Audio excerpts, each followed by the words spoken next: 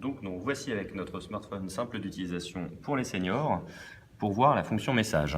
Nous voyons ici que quelqu'un nous a envoyé un message, d'où la petite notification, l'icône est devenue bleue avec la petite indication en rouge New. Pour pouvoir l'ouvrir, donc toujours notre clic long, et nous arrivons sur notre premier écran où on voit que David nous a envoyé un message indiquant le début du message, l'horaire à droite, et pour pouvoir le lire de manière complète, toujours le clic long qui nous permet de voir l'écran dans sa totalité. Soit répondre directement, supprimer le message, comme ça il ne sera plus enregistré, ou bien juste supprimer la notification en cliquant sur fin. Ici, on peut prendre l'exemple de répondre. On clique de manière longue sur répondre. Différentes options arrivent à nous. Des réponses faciles ici qui, juste en cliquant dessus, permettront de renvoyer automatiquement le message. Par exemple, OK sera envoyé directement à David. Le message sera envoyé directement.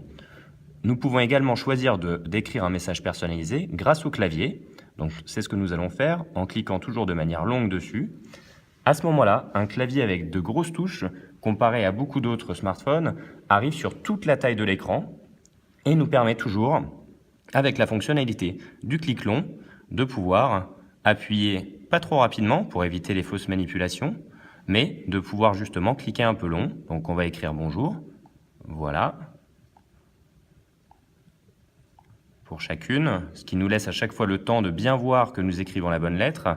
Si nous souhaitons par exemple corriger la dernière, il est possible de la supprimer, de la réécrire, une petite fonctionnalité qui nous permet de dicter rapidement notre message si on le souhaite, les différentes options d'un clavier sur un smartphone avec les chiffres, des petits smileys, et donc voilà, après on arrive sur quelque chose d'assez basique.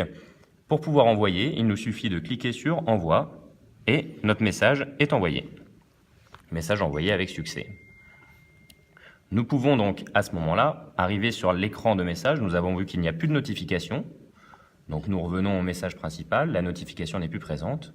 Et si nous souhaitons maintenant écrire un message à quelqu'un, nous pouvons arriver sur Message, écrire un nouveau message, lire les anciens messages permet de retrouver les messages gardés quand nous avons appuyé sur Fin. Pour écrire donc le nouveau message, nous cliquons dessus, nous avons notre liste de contacts, nous pouvons réécrire une nouvelle fois à David, une nouvelle petite sélection de messages rapides, qui par exemple nous permet d'envoyer tout va bien, ou bien le clavier comme nous avons fait avant.